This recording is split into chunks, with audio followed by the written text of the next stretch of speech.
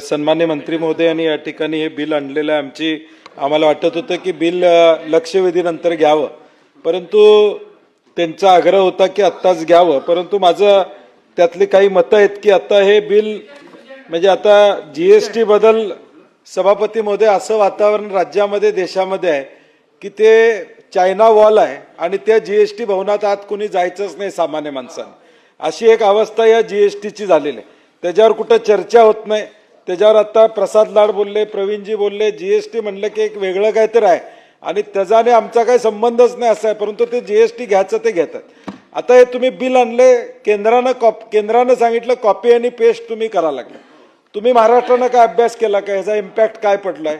Inverted तुम्ही जर टॅक्सची चर्चा यामध्ये करताय, परंतु आत्ता पेंडिंग काही केसेस तुमच्याकडे आहेत का? 90% तुम्हाला रिफंड या ठिकाणी द्यावा लागणार आहे. कॅश फ्लोवर तुमच्या इम्पॅक्ट या राज्याच्या होणार आहे. तुमच्या कॅश फ्लोवर त्याचा किती इम्पॅक्ट होणार आहे त्याची आता तुम्ही सप्लिमेंटरीमध्ये तरतूद केलेली आहे का? ती आकडेवारी काय तुम्ही सांगणार नाही.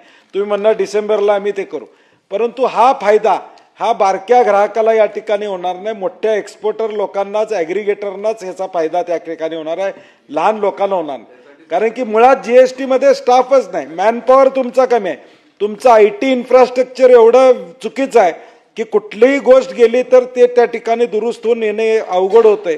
एवढा त्रास सामान्य माणसांना आत्ता देखील या ठिकाणी. आता तुम्ही यात दुसरा मुद्दा क्रेडिट नोट्सचा काढलाय.